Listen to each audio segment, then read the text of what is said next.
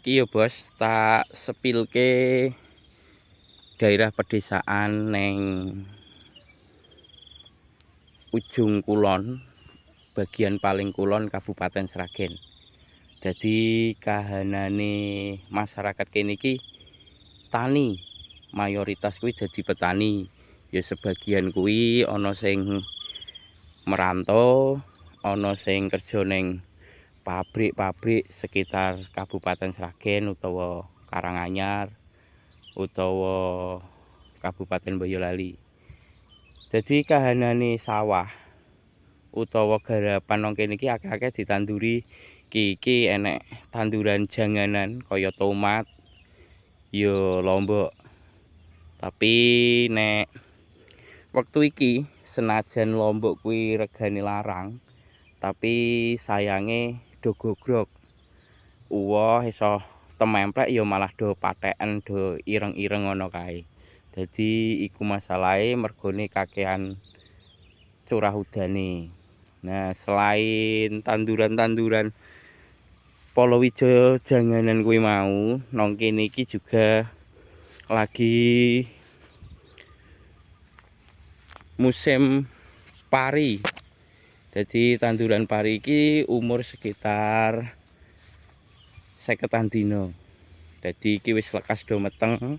Dadi nang kene iki setahun kuwi iso nandur ping 2, yaiku awal musime udan kuwi jenenge labuhan, terusan iki rendengan kuwi tanduran sabare panen musim pertama utawa labuhan. Dadi iki kaya ngene iki wujude. Nah iki lagi do meteng parine. Ya lumayan apik mergone udane ya nutup nek wektu iki. Nah iki tak delokke suasanane ya kaya ngene iki, isih alami ngene iki. Nah, pinggir iki enek kebon tebu sak amba-ambane, dadi ngubengi desa. Dadi desane iki neng ngarep kae desa. Nah, kae desa iki kuwi desaku. Nah, kuwi desa paling kulon Kabupaten Sragen. Dadi isih desa banget kene iki. Nah, iki lemah-lemah bengkok. Iki ditanduri tebu, disewake, terus do di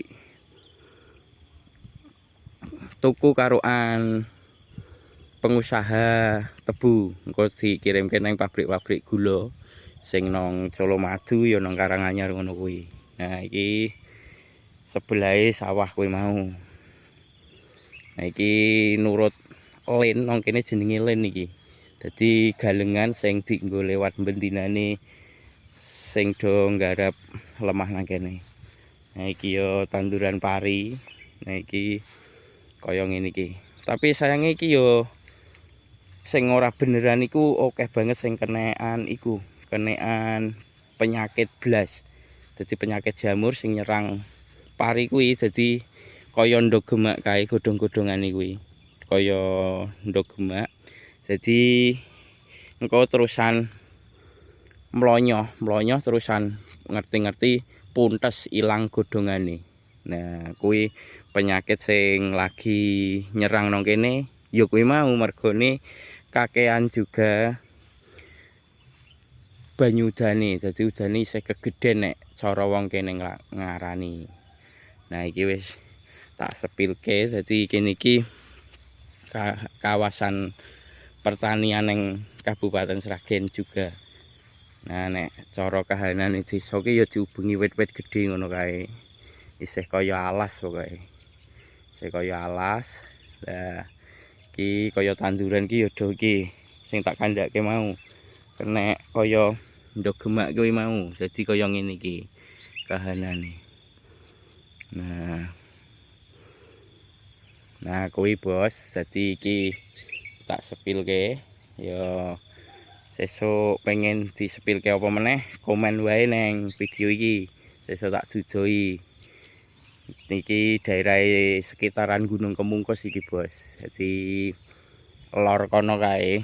Jadi kae lor kono kuwi Gunung Kemungkus nek sing wis tau krungu sebuah tempat wisata religi. neng Kabupaten Sragen yaiku Gunung Kemungkus kuwi. Kono ki makame Pangeran Samudra sing biyen jarine ceritane kuwi nggendak utawa nyenengi mbokne Tiri. Ngono lah terusan diguak neng Gunung Kemungkus. Kuwi ceritane, tapi nek sejarah asline kepiye nang kono wis dijelaske ana kaya prasasti sing jelaske kronologi ngopo Pangeran Samudra dikubur neng kono. Nah, ngono wae. Sapa sing penasaran Gunung Kemungkus, sesuk tak sepilke daerah kono tak syutingke daerah Gunung Kemungkus kuwi. Suwun.